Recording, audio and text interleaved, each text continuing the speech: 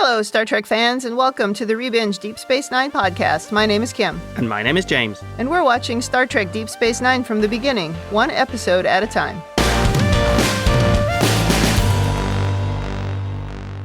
Welcome back to the podcast. Today, we are on Season 3, Episode 22, Explorers. This episode aired May 8th, 1995. Before we talk about this one, anything to say about the previous episode, which was The Die is Cast, Part 2? No, it was perfect. Yeah, it was a pretty good podcast, pretty good episode. We had all thumbs up all around. Yes. Although, if I was on the station now, I would be paranoid about anybody being a changeling. Oh, 100%. You have to be worried about that with everybody now. Before, you just had to worry about tables or paintings. Now it's also including people. Carts. Yeah. Glasses. Yeah, now it's every single person. I forgot about the glass, wasn't it? It was the glass, yeah. Well, I guess we get started on this one? Absolutely. I'm ready. No changelings in this one. Oh. Well, changeling, no founders. In the cold open, we open in Quark's, and Quark has a brand new outfit. It's kind of a long tie-dyed jacket with what looks like red velvet capri pants. It's quite an outfit. And the jacket has tails as well. It's very fancy. Probably made by Garrick. Maybe. Well, a Bajoran woman in a form-fitting outfit of her own comes up to Julian, who is sitting by himself. She introduces herself as Lita and says she's been meaning to come by the infirmary to see him because she has this very fake cough. And she keeps going, And Julian is very into this game, and he orders her a hot Fennelian toddy from the bar. And the flirting continues when Dax steps into the middle of the conversation and introduces herself to Lita. Julian says he has the data that Jadzia asked for, and he hands her a pad with the words, "Go away," displayed in large letters. Oh, dear. Jadzia thanks him and leaves, but before she gets far, she tells him that she hears the Lexington will be docking at the station for a few days. This seems to shock Julian, who excuses himself from Lita and runs after Dax. It seems one of his classmates is on the Lexington, a medical officer named Elizabeth Lenz. This was the valedictorian from his class, where he was, of course, as we know and have known for a long time, the salutatorian. My worry here was that given Julian's reaction, and this person being the valedictorian, could she be even more full of herself than Julian? Well, that's always a possibility. Although it would be funny to see her lording it over Julian as first in class. Well, he might deserve it, as I think he might be the one who would do the same. True. The only word said more than salutatorian in Julian's scenes is ganglionic. I mean, how many times have we talked about this stupid ganglionic fiber and ganglionic nerve thing? The question he got wrong on his exam. I believe we may need to do an end of season count on the number of times the word was said. So many. I mean, I think about things from my own time in school. Did I so obsess about one thing that everybody around me knew that one thing that caused me to not get the perfect grade or something? I mean, he's just obsessed with this stupid thing, and we've heard it so many times. It's Julian's version of, in my 8 lifetimes. It kind of is. Well, anyway, the ship is due in 3 weeks, and he seems a little bit miffed by this. Jadzia asks if he's looking forward to seeing this woman, and he says he can hardly wait, sarcastically. Then we go to Sisko's quarters, and Sisko has returned from a trip to Bajor with a goatee. Very exciting. Most importantly, the beard has appeared. It has. It's the first time I've seen it. Woohoo! So Jake, who, by the way, hides a pad that he was working on when his dad comes in, he says he likes the beard. He was just surfing adult content on the internet. Oh, maybe. It's definitely a change to Sisko's look. Plus, he's never in uniform in this episode, which was kind of interesting. So there's a very different vibe happening. Yeah. But Jake is in one of his horrible silk pajama outfits again. He has a lot of those. Pretty. They're his trademark at this point in the show. They are not good. He needs to go to Quark's tailor, I think. I mean, it's the same level of color, but it's a different level of outfit.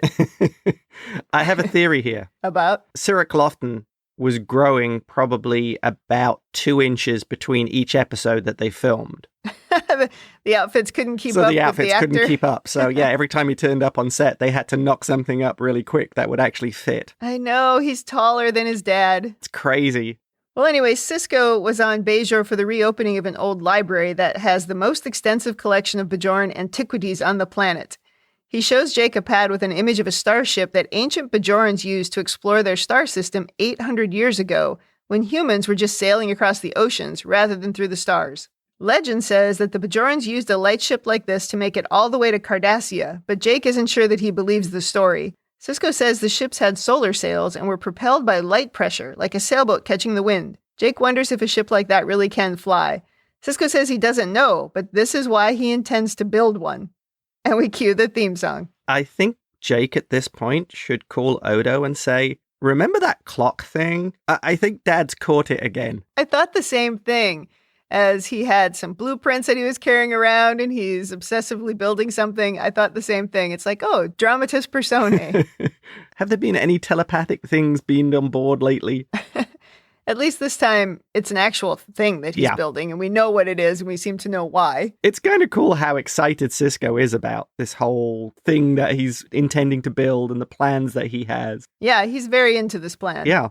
It seems to make a nice contrast to the very dark, serious Sisko we've seen in the last few episodes, where there really hasn't been much levity. If you like, the distinction between the two versions of Sisko, the Sisko in his job and the Sisko in his personal life. Yeah, he didn't even have a lot to do in the last couple of episodes, did he? I'm trying to remember. Well, they were on the Defiant. Yeah, but the story was mostly about Garrick. Yeah. And a little bit of Odo. There wasn't a lot of Sisko. But you saw the very professional Sisko. I'm doing my job. Yeah, doing his job. This is what I'm here to do. Right. I see your point. Now we're in a messy cargo bay, and Sisko is telling Kira and Miles that he's expecting a lumber shipment. A spaceship made out of wood seems a little questionable, but okay. So Sisko wants to use the same materials and tools that the Bajorans had when they first made these ships. He's going to start construction as soon as the room is cleared out. Did you notice those cargo containers had the logo of the Klingon Empire on them? I did not notice that. Yeah. I was like, interesting. What are these things? And other Klingons are going to be annoyed when you throw them out the airlock. Some kind of waste. That's my guess. Something they just left. They flew away and left it behind. Oh, right. That would be very Klingon. Yeah. Well, Miles is skeptical about this plan. He doesn't think the design is space-worthy, and he's positive no ship like this ever made it to Cardassia. Kira argues with him for a while and then tells him that he sounds like a Cardassian. They've been denying the possibility of ancient contact for decades because they can't stand the idea of Bajor having interstellar flight before they did. That sounds right. Oh, yeah. And Miles thinks she's sounding like a Romulan because they always claim they invented everything first. Which reminds me of some of the discussions you and I have had where everything happened in England first. Well, that's what happens when you learn English history. I guess so. Except I was thinking more about television shows. You're like, oh, this was on in England first. And then they adapted it to some terrible show in America. I personally really liked this interaction. I thought it was a great contrast sort of between the two, of Miles being a very classic Starfleet engineer. Yeah. I could almost hear, yeah, can I do that, Captain? And Kira, who's almost the absolute opposite of that. She's scrappy. She can make things work by the seat of her pants, like when they were flying that little Bajoran shuttle. Yep. And the sort of, you can make this with a wing and a prayer. And also she's going to believe any of the legends as well. Yes. Because that is part of her heritage. Right. And we've proven many times that heritage is very important to her. Yes, I thought the scene was very true to the characters and how they would react. That sort of patriotic side of Kira. Yeah. Her belief in the Bajoran people, which, considering everything that's happened to them over the last 50 years, they probably very much need to hold on to. Right.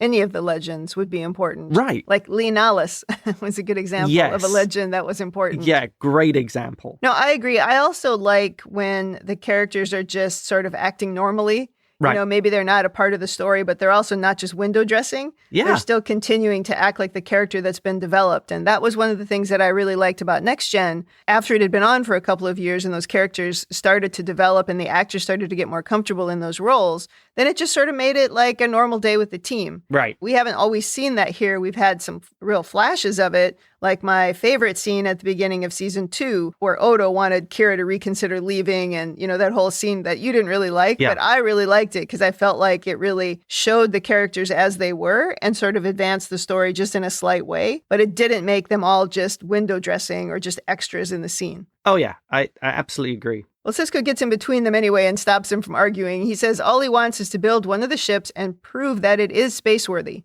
Miles says a computer model could do that. Why go to all this trouble? And Sisko says, because it will be fun. And he actually seems gleeful at this. He's really excited. Oh, And in the closing of this scene, I think there's a funny contrast between Kira and Miles of she like turns to Miles and smiling and Miles has this, why are you doing this look on his face. It's a great close to sort of the difference between those characters. He's looking at her as if, wow, this guy's crazy, right? That kind of thing. And she's looking at him like, wow, what a great idea. Exactly. Yeah, it's very cute. Well, now we have a montage. It's not something you see a lot in Star Trek, but it's essentially a montage of Sisko doing some welding, creating the giant space sails, reading blueprints, moving big pieces of equipment around. Yeah. Apparently, you can build a spaceship in a couple of weeks with some lumber, a welding helmet, and some music. Clearly. Sisko's pretty versatile as well, because if you notice, he starts off with a bit of arc welding, and then by the end, he looks like he's doing MIG welding. So he's a pretty good builder. Yeah, I'm sure I didn't notice that at all. I was still thinking, how are we building a spaceship out of wood? That's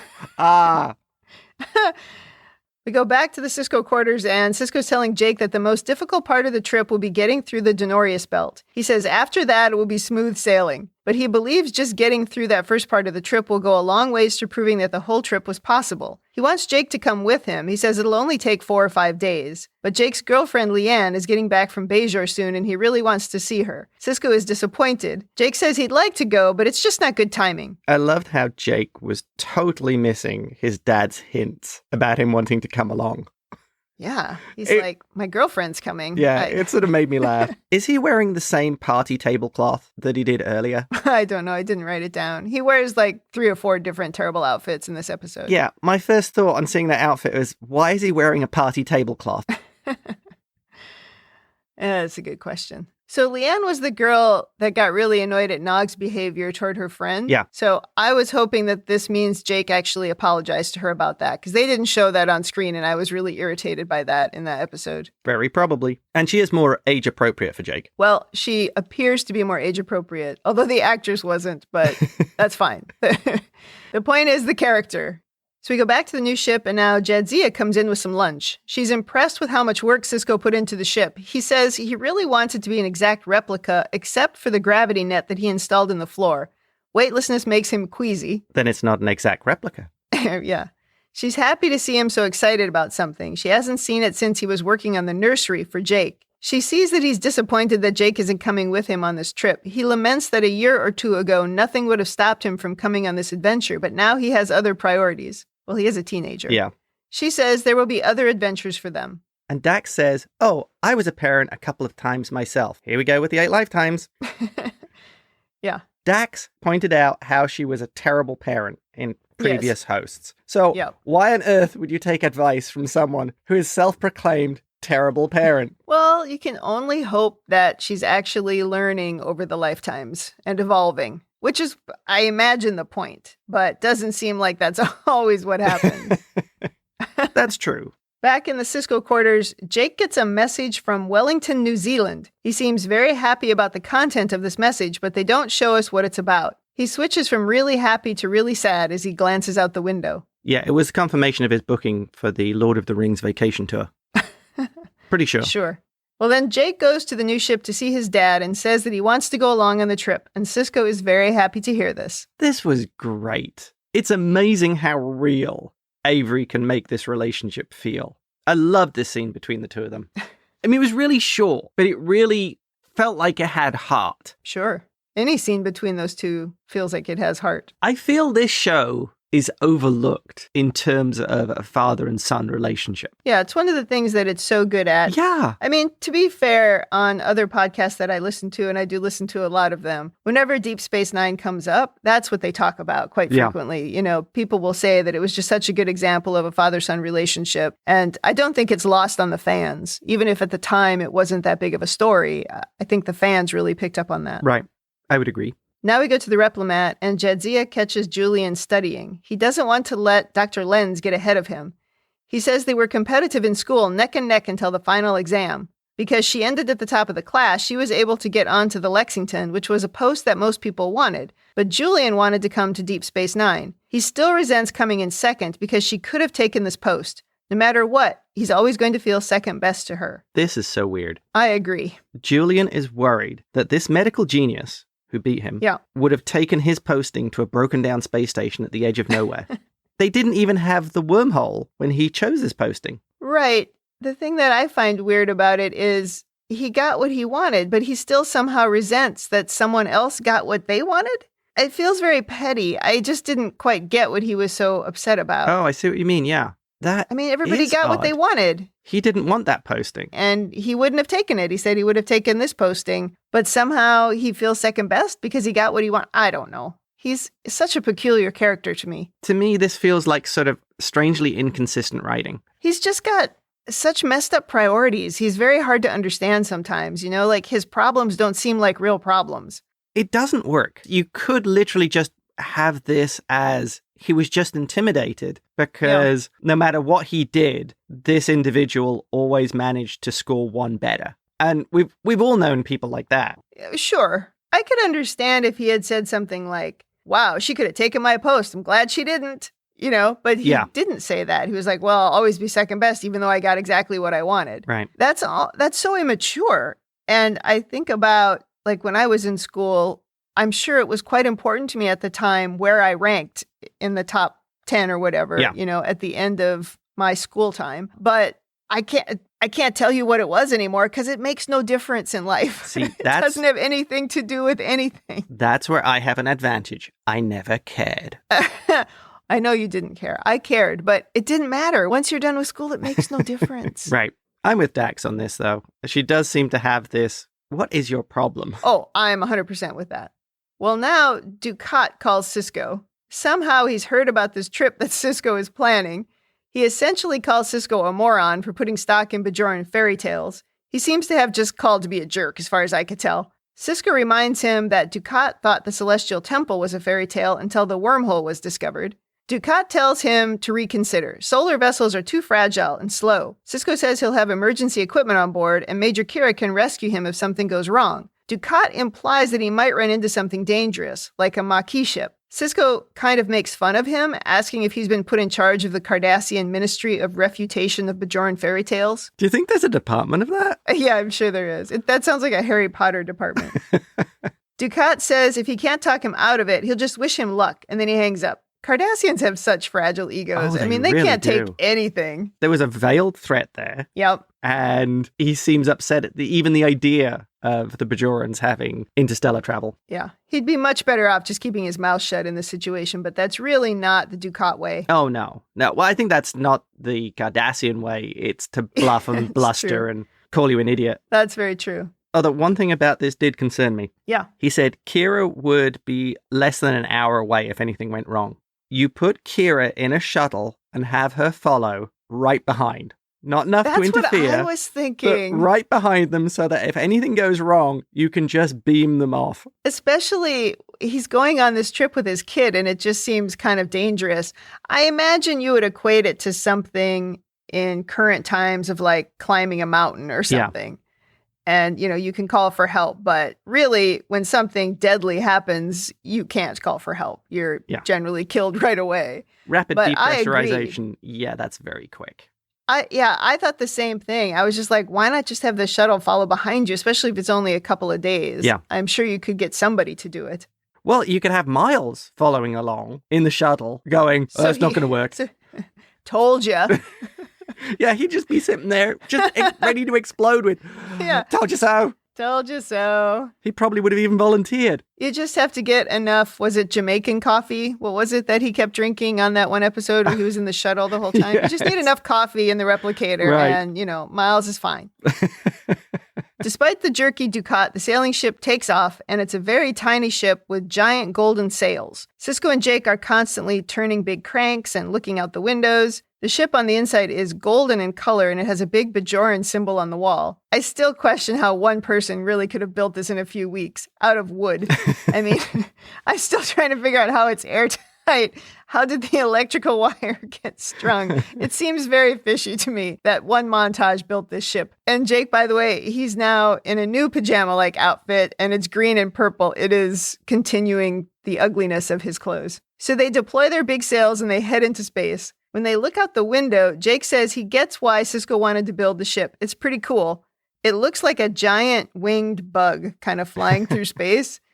Every time they showed it, that's what I thought. It was almost like a butterfly, except it had sort of a big bug body. I do like these visual effects. They've held up really well considering it was 25 years ago. Yeah, it's pretty cool. It looks very good. Well, Sisko's using like an old upgraded sextant to navigate. And he says they've got hammocks to sleep in later. He gets out zero gravity rations because that's what the ancient Bajorans had, which, I mean, he is so into this whole thing. Oh, completely. And Jake is not super excited about the rations. Sisko seems to be enjoying his trip, and he's really moved by the silence because there isn't even a hum from an engine. He wonders how the ancient Bajorans felt heading into space, not knowing what they would find. What's really crazy is, according to Sisko earlier, this was originally done in zero gravity. Oh, right. They would have been floating around. Yeah. I can really relate to Sisko here, and I bet you can as well. He spends all his time dealing with crap, and then having a chance like this where there's nothing to get in the way, and it's silent, and he can just sail this ship. It must be pretty relaxing for him. Yeah, I think anytime, especially if you have a stressful job, anytime you can focus on something that just puts that aside, it's probably quite fun. And especially when you have your kid with you, I imagine they're equating this to actually going out sailing, you know, on the water. Right. Which I wouldn't want to do, but that's just my own thing.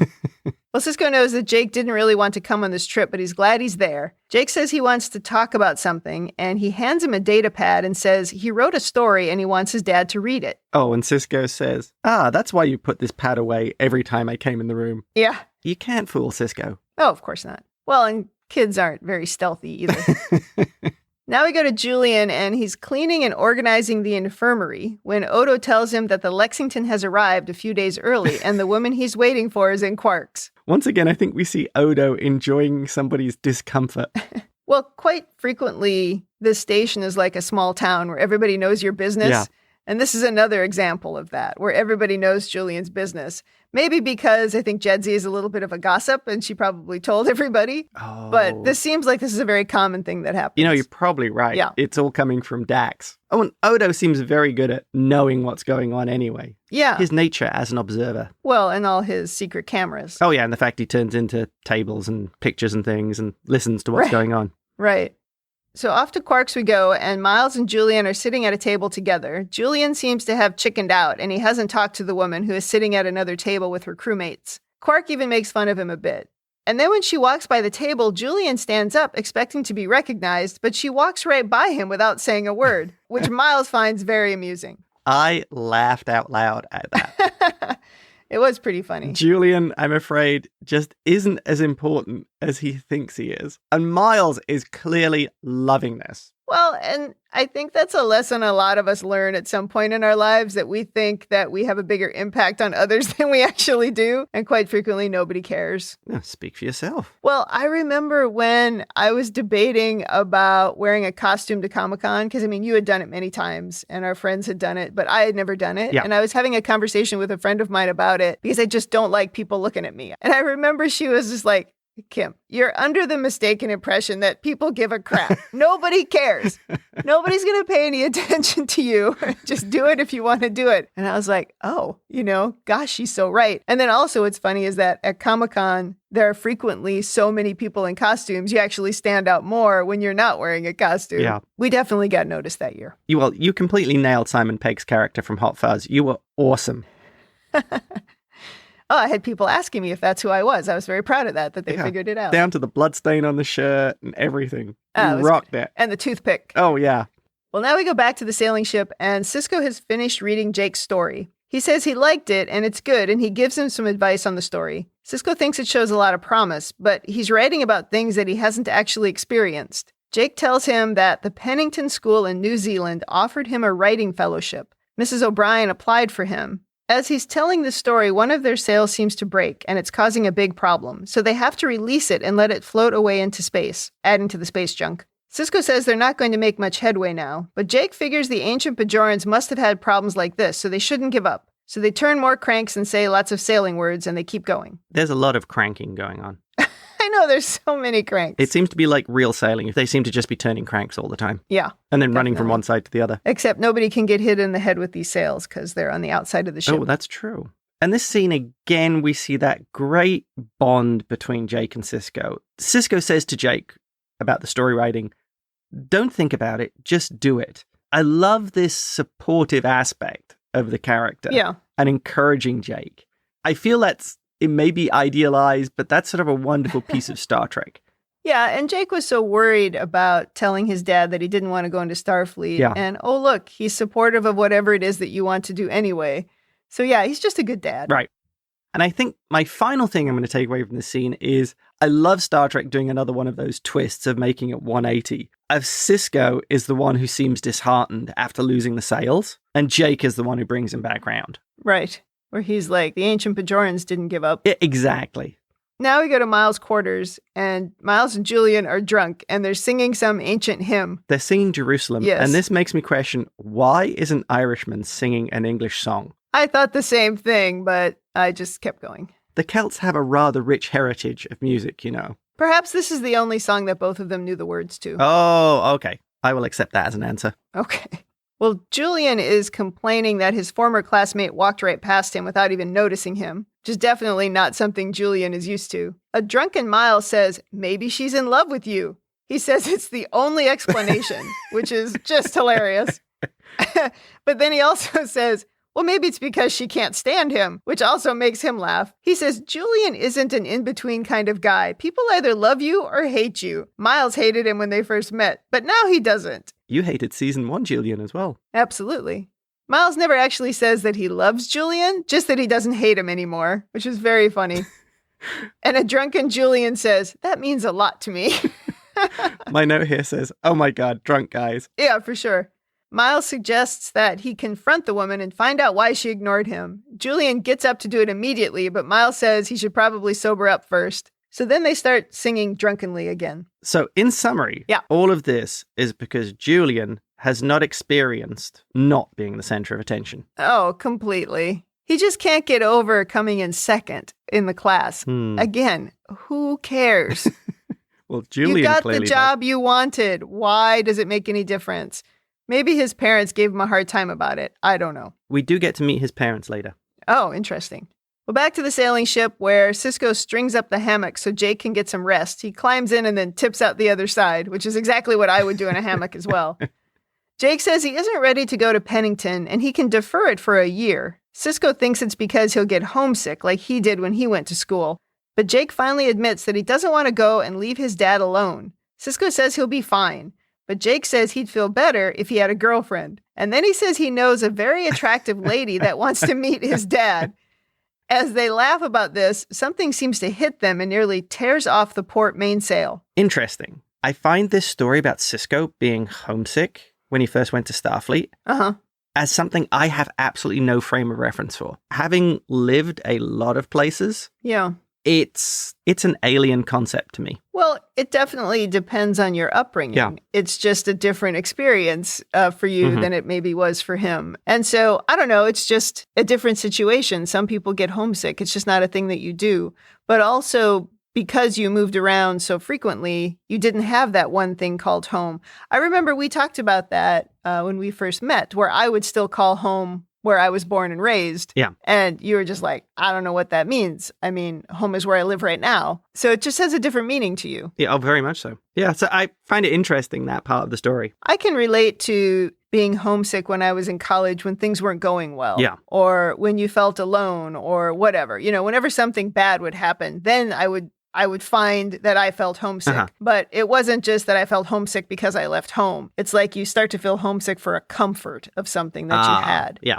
Well, they look out the window and see what looks like little streams of light flying toward them as if they're flying really fast. Sisko says they've lost main power, but they're moving at warp speed somehow. Eventually, they slow down again, but when they look at a star chart, they see tachyon eddies which run through this area. Sisko says normally these would have no effect on a ship of this size, but this isn't an ordinary ship. It has a lot more surface area relative to its mass because of the sails. Tachyons travel faster than light, so maybe the impact on the sails accelerated them up to warp speed. Very sciencey. Oh, yeah. Well, the view out of the front window did appear to be like when a ship was moving at warp. At first, I thought somebody was shooting at them, and that's what we were seeing. But no, it was them, flying really fast. Well, he says they're probably light years off course now, and the worst part is his navigation device is actually smashed, so he has no idea how to figure out where they are or where they're going. He says he'll have to contact the station for help, but when he tries, they don't get an answer. Jake worries whether anyone will ever find them, but Sisko says they'll be okay. I would be freaking worried about that too. Well, perhaps while Sisko was away, the Dominion took the opportunity to launch a retaliatory strike, and now the station is gone and Bajor is under Dominion control. Yeah, you should have had a better backup plan. You should have had redundant backups like Miles would have made. Or you should have put some kind of a tracking device on you, something, so that you could be found. Maybe a shuttle following them. Ugh, so unsafe. I mean, if you go out, like, onto the ocean or something, I suppose that's just as dangerous, right? Oh, yeah, like the people doing the single-handed sail across the Atlantic kind of thing. Yeah, but you probably wouldn't take your kid to do it. And it's different because you can only disappear into the water. You can't go anywhere in space, up or down. Right, you have more directions to head in. Yeah, to get lost in. Well, I suppose in the ocean, you can go down. You can still go down, yeah. Wow, we went grim there, didn't we? Yeah, I'm sorry. We go back to Quark's and Julian goes to talk to Elizabeth Lenz, and she has no idea who he is. She recognizes his name, but not his face. What's funny to me, though, is Julian said earlier that they were so competitive, and yet she's like, yeah, I know the name Bashir, but I didn't even know what she looked like. Right. Did they study remotely or something? Surely there must have been some kind of interaction on the course. Right. More than just, they talked about these two things. One is about this party, which I'm going to talk about next. But the other thing is, he says, well, didn't you see me give my speech at graduation? And she was like, well, no, I was backstage, so I didn't see it. And there's two things that are ridiculous about that. One, you'd think they would still have screens and she would be able to see what was going on out there. But graduation, this means like years later. So she had no opportunity over years, but somehow they were competitive in their score and she didn't know who he was. I mean, this whole thing is very flimsy. And it was probably all something in Julian's mind. Right. Well, she says that at a party she went to 4 years ago, someone pointed out an Andorian to her and said it was Julian Bashir. So she's never known what he looked like. So is Julian a common name for Andorians? Well, maybe she didn't know any Andorians. Is there a lot of Klingons called Brian? Well, but once you go to school, you know, you get away from your parents and your hometown and you decide your name is Julian. Okay, good point. I could see that happening. Well, it turns out that she's actually quite pleasant, but here's yet another person who knows about his ganglionic error. So she doesn't know what he looks like, but she knows about this ganglionic thing. Oh, yeah, so you got to get that in there. It's so stupid. Well, she says working on the Lexington has been pretty dull. It's mostly a charting expedition. She says there were times she regretted not taking the DS9 assignment. She read some brilliant paper that he wrote, and she envies the opportunity to work on a long-term project. Then she asks about the science of his paper, and they head off to the infirmary to discuss his latest results. And most importantly, we see Morn in the bar at this point. Oh, I didn't even write that down. Oh, you got to keep track of the Morns. I missed it. We go back to the sailing ship, and Jake worries that they're going to run out of air. Here's another thing I would worry about. But Sisko is sure that someone's going to find them before that happens. And then he asks about this woman that Jake wants him to meet, and it turns out it's a freighter captain. How Jake knows a freighter captain that his dad doesn't know is beyond me. Sisko says he'll agree to meet her on the condition that Jake doesn't make his decision on going to Pennington on how the date turns out. Jake says he still doesn't want to go to school yet. He needs some more life experience, and the station is a pretty good place to get some experience. I'm not sure I agree with that, but okay. Well, I think as it's the gateway to the Gamma Quadrant, it probably is a pretty good place to see the crazy of the world. I would think if it's like a 7-Eleven in Florida. Interesting. I looked at it like, you know, his experience with other kids his age has mostly been Nog, and I'm not sure that's the best experience or the only experience you want. Yeah. You know, you're still just getting one kind of experience and you're not expanding your horizons very much. But I can see that his horizons could expand with the type of aliens that come to the station. Right. But we don't really see him interacting that much. There've been a couple of episodes where he has, but yeah, I guess he could learn things. Yeah, I would think that's the subplot here, that Jake is on the station having his own life. It's great to see him becoming an adult now. So you know he must be having his own life away from his father, doing his own kind of things. Yeah, and it's interesting that he's written in his story something about someone who's in the Maquis, right? That was the story that he wrote. And Sisko makes a comment about, well, you know, you don't really know anything about this. I'm not sure that he's going to gain that kind of experience. They don't have a concept of television, but they have the holosuites and holoprograms, right? And I would imagine that that's just a different form of television. I've often said that the next big thing in TV is going to be that it becomes 3D and then 4D, right? Yeah, and an now you're a immersive part of it. experience. Exactly. And so, maybe there are hollow novels that he can become a part of so that he can actually, learn about some of these things. But someone else has to write it. Yeah, or even news feeds, information feeds. Yeah, good point. To an extent, you have to disagree with Sisko's statement. A novelist can't experience everything they write about. No, they can't. But they can research it heavily. I think the thing that would be hard is if you're trying to write about other alien races that you've never met. That's really difficult. Because it's difficult enough as a human to write about other humans and their experiences because you didn't experience it. You can only kind of guess based on what you've seen and maybe conversations that you've had and experiences that you've had. But you can't only just write about yourself and not ever have any other interactions with any character. So you have to make some stuff up. But I do think it would be tough to write about an Andorian, for example, if you had never actually met one or interacted with one. Right. And that's where, in theory, the research would have to come into play. You'd have to find out what Andorian society was like, what their people were like, what their history was. Any author who does a really solid job will do that anyway. That's true. And I wish they would show some of that. If Jake really wants to be a writer, he does have to learn to do some research. And, if they would show him kind of learning about other things, then I would be more likely to believe it. There's a bit of a parallel here in this episode because Sisko gets really invested in this Bajoran history. Yes. Something really piqued his interest. Of course, we've got the whole tie-in for him as being the emissary, which he's starting to believe and is probably starting to recognize that he's part of this history in some way. So it's got that personal tie-in for him. And his job, in theory, is to bring Bajor into the Federation. So learning about Bajor and becoming part of its culture is important as well. Yeah, that's very true. And I just like that contrast with something that he is kind of obsessing about and, really digging into that history. And he's telling Jake, well, these are things you don't know much about, so maybe you ought to learn. That's a good point. Okay. Yeah. Yeah, he's setting a good example. That's another great parallel.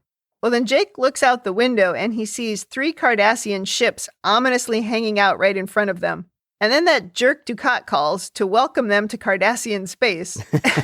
The Siskos hug as they realize that they proved the Bajoran story to be true. Dukat says he has a message from the Cardassian government. And then he reads this off of a pad. Your voyage is a testament to the spirit of the ancient Bajorans who first ventured out into space. It could not be more appropriate that your arrival coincides with the discovery here on Cardassia of an ancient crash site that our archaeologists believe contained the remnants of one of the Bajoran vessels whose journey you have just recreated. Well, that's an amazing coincidence, Sisko says. And then Dukat nods at someone off camera, and they're presented with a fireworks display in space, which is very funny. Dukat seems so wonderfully annoyed at this. Oh, he's very annoyed. Yeah. And not really in an angry way, but in more sort of a petty way. Oh, 100%. Yeah. Like a childish, it doesn't really mean anything. Yeah. It's very fitting of Dukat, and also it probably works against a narrative that Cardassia Central Command has been telling its people forever, right? It's like, oh crap, now we have to admit that we actually knew about this, or we at least have to admit that this happened. I'm also picturing somebody in Central Command or in the civilian administration specifically giving this job to Dukat. Yes, just out of spite, which is something the Cardassians would definitely do. Oh, yeah, you know it. Well, I also thought it was funny to watch fireworks in space because I actually watched this on the 4th of July. As we're recording a few weeks ahead of our releases. To me, that just seems dangerous with the relatively fragile nature of that ship. Well, I don't quite understand how you would shoot off fireworks and they would do that thing where they go up and they fall down because there's no gravity. Yeah, let's not dwell on that too much. Okay, fair enough. Star Trek science. Well, that's the end of the episode anyway, so let's move into overanalysis. What do you have? Well, first of all, there is a lot of Star Trek science. I think you just have to let go of the practicalities and the wooden spaceships and the building and everything. Spaceship. And literally just enjoy this episode for what it is. Yeah, it's a relatively lighthearted episode. Yeah. Really, this episode, as much as anything, is just another excuse to do a sort of bonding between Jake and Sisko, to show that relationship and to show where Jake is going as a character. But also to expand the history of the Bajorans. Yes. I think that was a really important part of the story. Well, if you remember early on, the Bajoran supremacists made the comment about they brought civilization to other worlds. Right. So there is, yes, that tie back to an aspect of Bajoran history. Right. Okay. What else? And slightly leading on from that, I assume they're trying to give the impression here that the Bajorans were sailing into space. Yep. Like the days of the tall ships on Earth and the big sailing rigs, but we never really covered how they would get all of that into orbit. Yeah, that's a good point. You'd have to launch it somehow. Giant catapult. Big catapult. Slingshot. Big wooden catapult. Big wooden catapult. Yeah. You would have to say that 800 years earlier, the Bajorans would at least have to be up to the level of 1960s technology. Yeah, that's what I was going to say. Or the late 50s, yeah. They had rockets that got it up into the atmosphere. Yeah, exactly. So maybe there was some wood in the construction of the interior. Yeah. Also, wood burns. I don't think there was any wood on the outside of the ship. I think it was purely on the inside. And he does say something about that, but it just seemed so funny. That he was waiting for a shipment of lumber to build a spaceship. You just got to let go of those things and just enjoy it for what it is. Maybe he needed to build a futon for the inside. Oh. And a little table for his lava lamp. Right. You want to travel in comfort. Yeah, exactly. Next thing. Okay. I would think that a spacesuit would be kind of important for these ancient Bajorans. Yeah. Given that the ship suffers from a sail problem twice, Yeah. You'd think some way of being able to get outside the ship and do repairs would be kind of useful. Yeah. I assume they didn't have time or budget to include that in the episode. Yeah, he said something about that to Dukat, that he had things to help him in an emergency. And I guess that's what I pictured, that he must have some kind of a spacesuit or space suits, since there were two people on board, hidden somewhere on that ship. They just didn't have the budget to show them. But he could have said that specifically. Right. Or there could have even been like a little panel that said, oh, our emergency spacesuits are behind here, or something. That would be a classic. Yeah. That box you're sitting on, that's where we keep the spacesuits that we'll never show. Exactly. You don't have to show everything. Our wooden spacesuits. That's what the wood was for. Yeah. All right, next thing. Yep. Jake being worried about his dad. This kid is the best. Yeah, it's cute. And it's very believable and it's very relatable. It's great writing of that character. I really appreciate it. Yep. So, on to my final point. Mm-hmm. I believe the Cardassians knew about this crash site, knew about the truth, and knew it all possibly a long time ago. Oh, for sure. Now that Sisko's proved that the Bajorans could have made this trip, they're doing the ultimate save face by saying, oh, yes, right before your flight, we already found the crash site and we already proved it. So, although you did the trip, we still found it first. Yeah. I only have two things in my overanalysis, and the very first one, it just simply says the Cardassians are jerks. So, I think that ties into your point there. Yeah, I would see a ridiculous amount of face saving going on with the Cardassians over this. Oh, they're so ridiculous, yeah. Because I would see the Cardassians, if they found this, trying to suppress it. Absolutely. Do you think that someone told Dukat to call Sisko and try to stop him from making the flight, or do you think this was just something Dukat did on his own? It could be either, really. Yeah. I would think Dukat would probably want to stop it just because of the risk of it working. And he knows what Sisko is like, that Sisko is a man who will follow through and will make the best effort at it. Yeah. But at the same time, you might be right if somebody in Central Command said, yeah, don't do this. This could be an embarrassment. Yeah, you need to stop him. Yeah. And he failed. As Dukat is so good at. Well, the only other thing I have is that you were really enjoying the father-son dynamic, which is great, but I was really enjoying seeing Sisko so interested in something. You know, he was so excited about this ship and proving that it really happened. Yeah. It just showed a whole new side of him. And it's almost like once you see somebody's hobby, that you're like, oh, that's so interesting, that you've got a fascination with that. And, he was all in. He was all in with the clock, but I guess he was possessed by some other entity. Yeah, that wasn't really him, so that doesn't necessarily count. It's like all those episodes where we've said, well, there's no reason really to talk about those characters because it didn't really happen because it was a simulation or they were a founder or whatever, yeah. Heart of Stone. Exactly. Kira was being a jerk to Odo. That's because she was a founder. Right, and that's all they know how to do. Yeah. Well, that's it for my overanalysis, so let's go to women in the future. There's not a lot to say about women here. We were introduced to Lita, who I believe becomes a side character from here. She appeared to be making some kind of a play for Julian, but nothing really happened there, at least not yet. The woman that Julian thought was awful, Dr. Lenz, she turned out to be quite nice, and she was only interested in science. And that actually was maybe my favorite part of that story, was that she wasn't attracted to him. There wasn't any of that nonsense. She just loved that he got to do actual medical work. And that's what she was interested in. And that's all they showed. And they went off to talk about that. And I really like that. They made little hints of something else by having this whole thing kind of on the side where Quark and Morn were betting about sort of how far Julian would get with her. And I kind of left that out of the story as it went along because it didn't mean anything in the end. It was almost like they were just taking the stupid shot because that's kind of something they have to do on the show, the people who write this show. But it didn't turn out to be an important part of the story, so I actually quite like that. Yeah, I felt bad for Morn losing money, though. Yeah, he'll get over it. And he had his Cardassian vault seized. They were his favorite pets. That's true. It's not going well for Morn.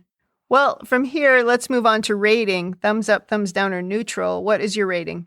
Absolute thumbs up. Thoroughly enjoyable episode. So many good things in it. Not a bad word to say. I thought it was a little bit dull, like not a lot of things came from it, right? Not a lot of things happened, but I give it a thumbs up. I can see that Sisko's discovery here could have some real implications for the story going forward. Nothing offensive happened, and I like Jake and Sisko together. That's always a good story. And like I said, I like that little thing with the woman that Julian got to know, that she was just a science person and she just wanted to be involved in something sciencey. And I like that. So yeah, I give it a thumbs up. You just made me think of something I hadn't considered before. Uh-oh. You said that this discovery could have bigger consequences. Yeah. Think of what that could mean to the Bajoran supremacists. Well, it just feeds their narrative. Yeah. Yeah. That could be very negative. You could have them starting to behave like Cardassians. It could be, but it also can help lead to the confidence and the pride of a younger generation about their future, just based on the strength of their history. So, of course, because people are always jerks, and I'm sure the Bajorans have them too. I'm sure something negative is going to come from it for somebody, but something positive could come from it too. Yeah. Now I'm the one going dark. Yeah, geez. All right, I think that's it for Season 3, Episode 22. Come back next week for Episode 23. In the meantime, if you have your own overanalysis of this or any episode, or if you just want to say something nice, please email us at rebingeit@gmail.com or tweet us at Rebingeit. You can also check us out on talkthroughmedia.com, where you can leave feedback for individual episodes, and you can also listen to the other podcasts on our network. Thanks for joining us on the Rebinge Deep Space Nine podcast. That's it for me. And that's it from me.